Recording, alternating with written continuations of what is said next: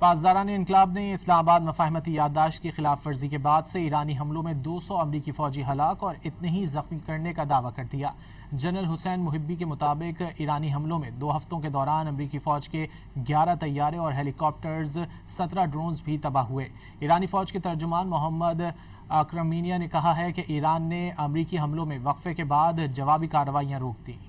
پاسداران انقلاب نے دعویٰ کیا ہے کہ اسلام آباد مفاہمتی یادداشت کی خلاف ورزی کے بعد ایرانی حملوں میں 200 سے زیادہ امریکی فوجی ہلاک ہو چکے۔ پاسداران انقلاب کے مطابق متعدد امریکی فوجی حملوں میں زخمی بھی ہوئے۔ ایرانی پاسداران انقلاب کے ترجمان جنرل حسین محبی نے امریکی ہلاکتوں سے متعلق واشنگٹن کے اعداد و شمار سراسر جھوٹ قرار دے دیے۔ دعویٰ کیا کہ ایرانی حملوں میں خطے میں امریکہ کے 8 فوجی مراکز کو نشانہ بنایا گیا، جبکہ ایک مقام پر موجود 20 حفاظتی شیلٹر بھی تباہ کر دیے گئے۔ جنرل حسین محبی نے دعویٰ کیا کہ 2 ہفتوں کے دوران امریکی فوج کے 11 طیارے اور ہیلی کاپٹر بھی تباہ ہوئے۔ ایرانی حملوں میں 17 ڈرون، شیلٹر میں موجود F-15 طیارہ، P-8 طیارہ، C-17 ٹرانسپورٹ طیارہ اور 8 ری فیولنگ ایئر کرافٹ بھی تباہ کر دیے گئے۔ ایران نے اسرائیل کو جنگ میں پھر سے کودنے پر خبردار کر دیا۔ پاسداران انقلاب کے مطابق اسرائیل جانتا ہے کہ